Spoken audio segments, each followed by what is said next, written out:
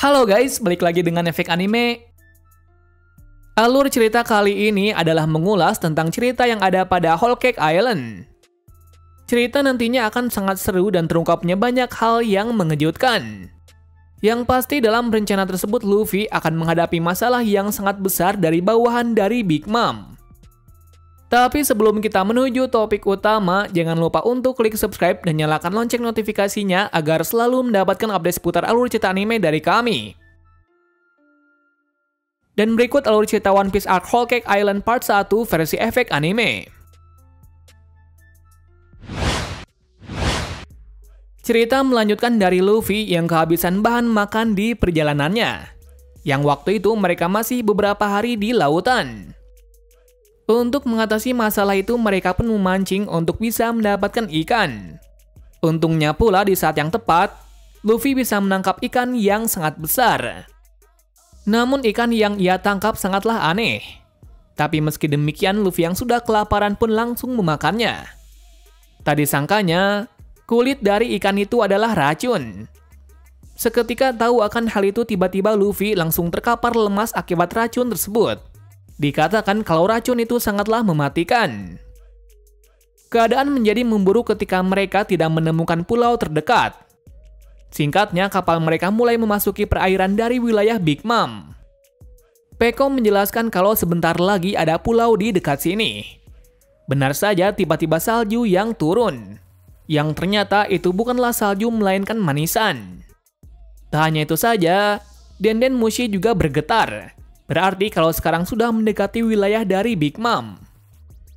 Selanjutnya mereka kedatangan tamu yang misterius. Bisa jadi itu adalah kapal keamanan dari Big Mom. Jadinya Luffy dan kawan-kawan harus masuk ke dalam kabin dan menyerahkan masalah tersebut kepada Pekom. Akan tetapi kapal yang muncul ternyata bukan dari Big Mom melainkan kapal dari Germa Double Six. Menariknya di situ kapal dari Germa sangatlah besar dan berbentuk seperti kerajaan.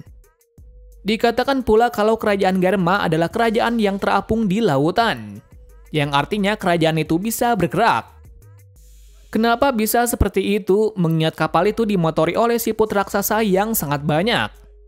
Tak hanya itu, kerajaan itu bisa memecah belah dan menjadi satu menjadi suatu kerajaan. Akan hal itu membuat Nami dan lainnya sangat terkejut karena ada kapal yang seperti itu. Mengejutkannya lagi di situ ada seseorang yang mirip Sanji. Namun tampaknya ada sedikit perbedaan dari sikapnya. Tak lain itu adalah adik dari Sanji yaitu Yonji. Sebelum itu kita jelaskan siapa saja keluarga dari Sanji. Pertama kita mulai dari yang pertama yaitu Ichiji si merah, Niji si listrik, ketiga Reiju si racun, dan keempat yaitu Yonji si ijo. Menariknya dari mereka adalah dibekali dengan teknologi yang canggih. Seperti fisik yang kuat dan bisa terbang.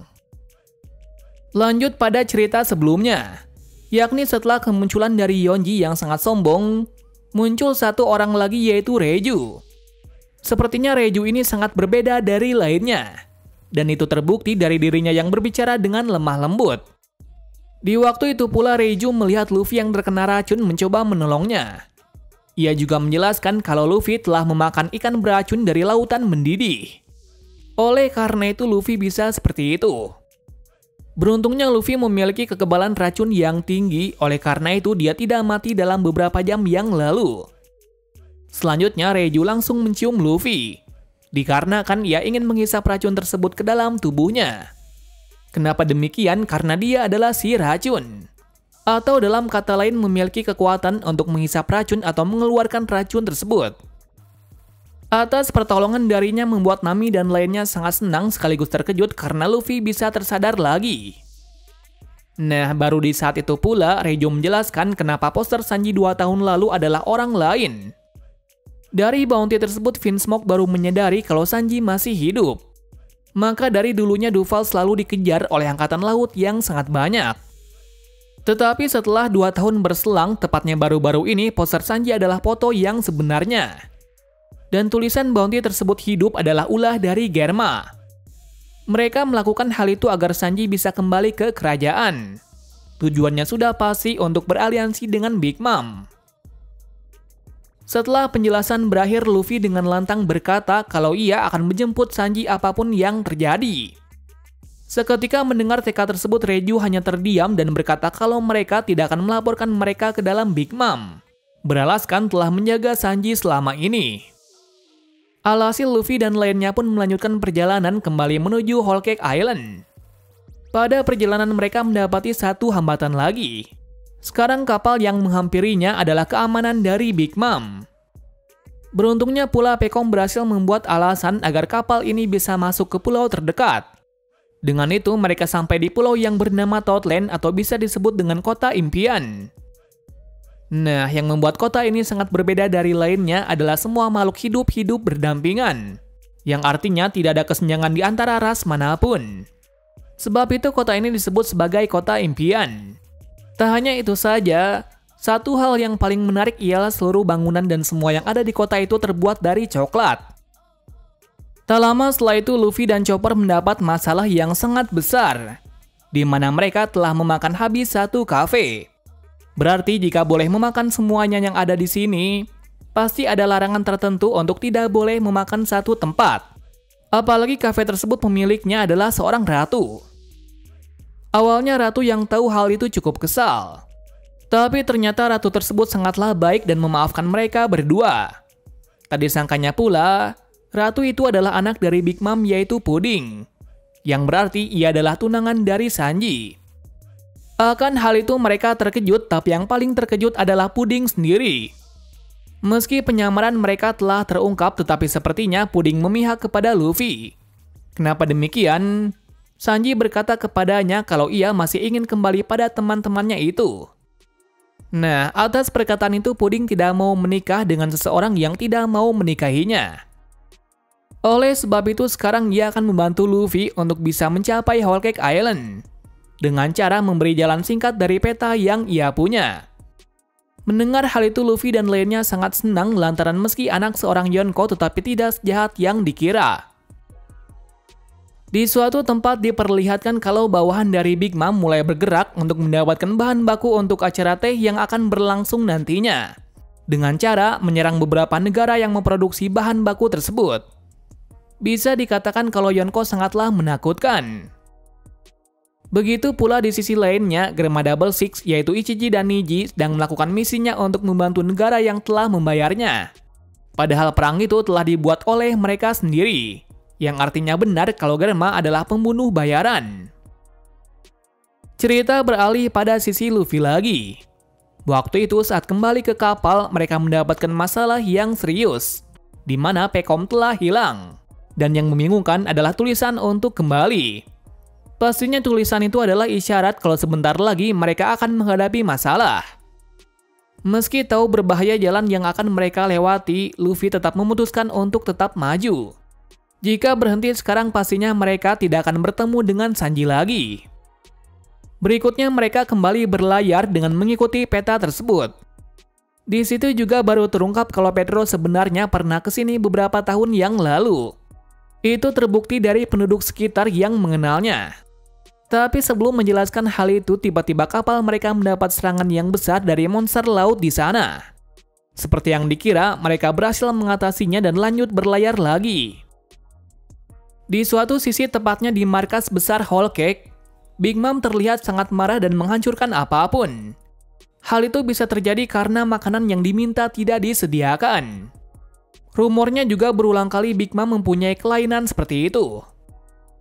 Untuk menghentikan kemarahan itu, Tamago meminta seluruh koki untuk membuat makanan itu dengan cepat.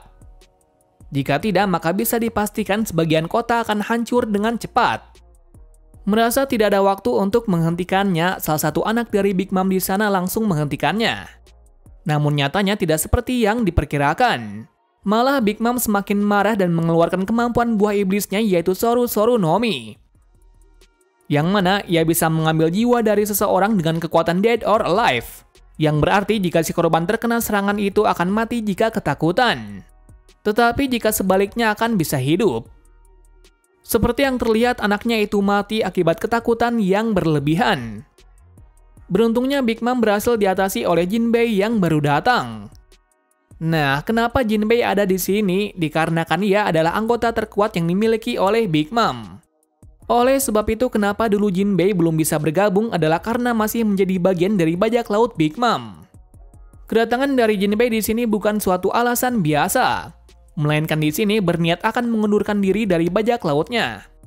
Berarti Jinbei akan menerima hukuman akibat keluar dari bajak laut Big Mom. Sebelum pergi ke sana dijelaskan kalau Jinbei telah mendapat persetujuan dari bajak laut Matahari dan Raja Neptune sendiri.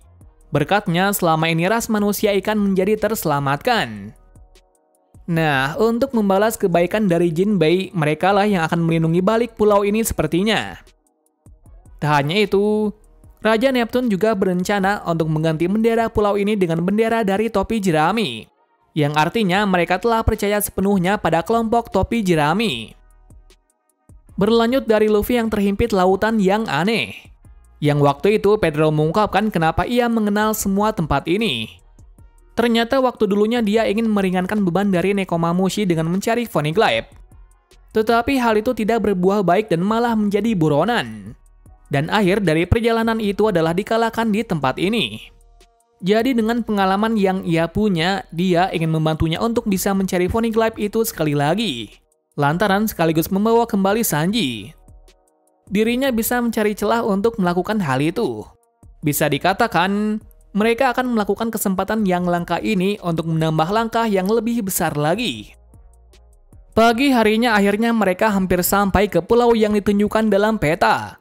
Terkejutnya lagi, mereka melihat Sanji yang berlarian di pulau itu. Jadi sekarang adalah waktu yang pas untuk berpencar. Yang mana Brock akan menemani Pedro untuk menyalin Poneglyph. Dan sisanya akan menemani Luffy untuk membawa Sanji. Kita mulai dulu dari Luffy dan lainnya yang memasuki hutan tersebut. Nyatanya pulau itu penuh dengan manisan.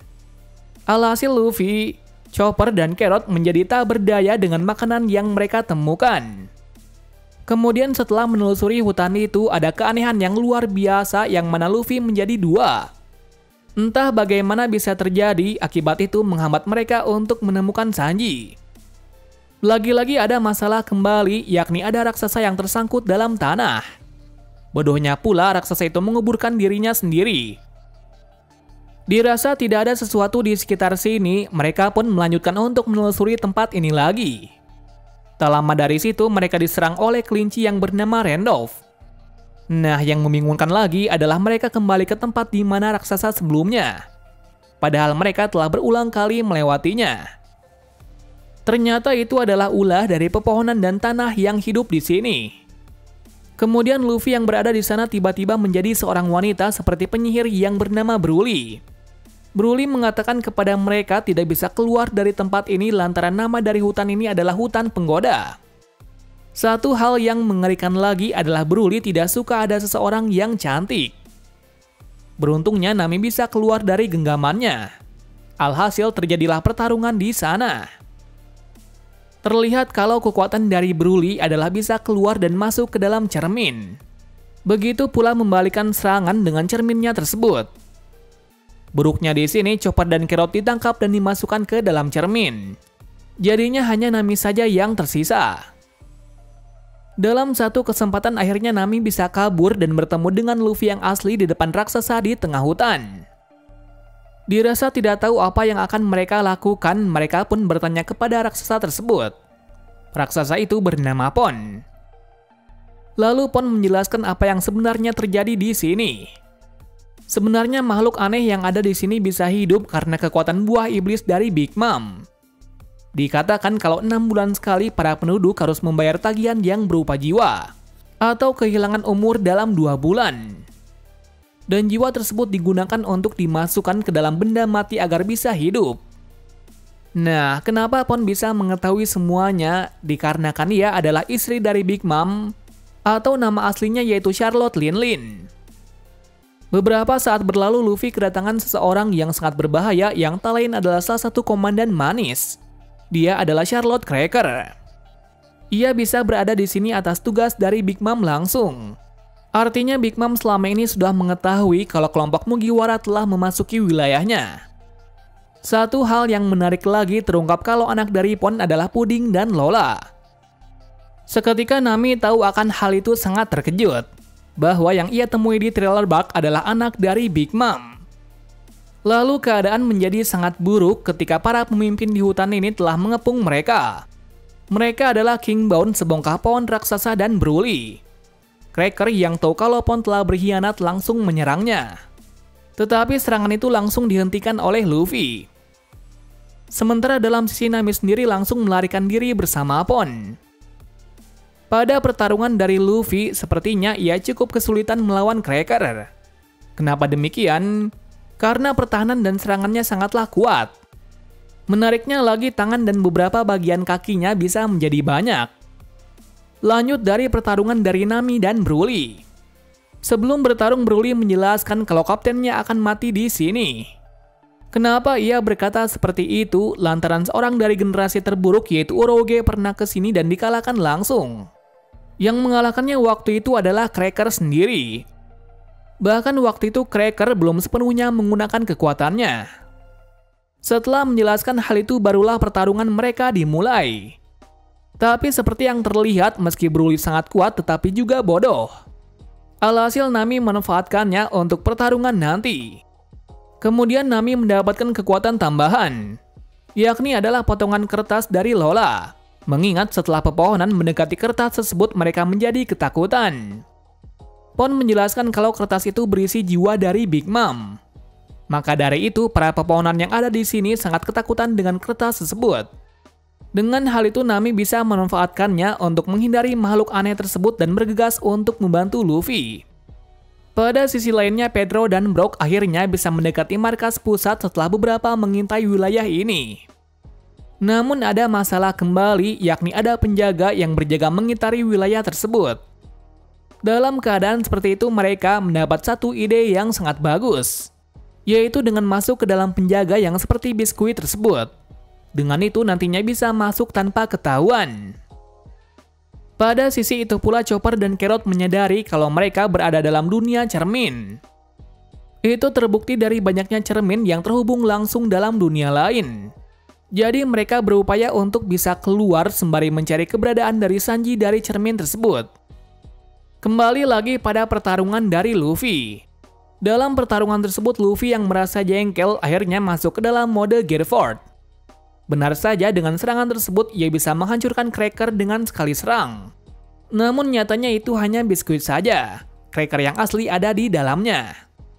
Ternyatanya pula Cracker ini adalah pemakan buah iblis Bisu no Mi, yang memungkinkan dirinya bisa memanipulasi biskuit dimanapun. Bahkan bisa memperkuat biskuit tersebut sekeras baja. Oleh sebab itu sebelumnya Luffy tidak bisa menyerang dengan serangan biasa. Yang membuat kemampuannya menjadi kuat adalah bisa membuat tentara biskuit sebanyak-banyaknya. Mengetahuinya, Luffy hanya bisa menyerang dan menyerang, lantaran tentara itu tidak ada habisnya. Tentunya itu adalah resiko yang besar dikarenakan ia mempunyai batasan waktu dalam mode tersebut. Cerita berhenti di sini dulu saja, dikarenakan episodenya sangat banyak sekali. Dan dalam beberapa episode banyak hal baru yang harus dijelaskan. Terima kasih sudah menonton video ini dan sampai jumpa di video selanjutnya.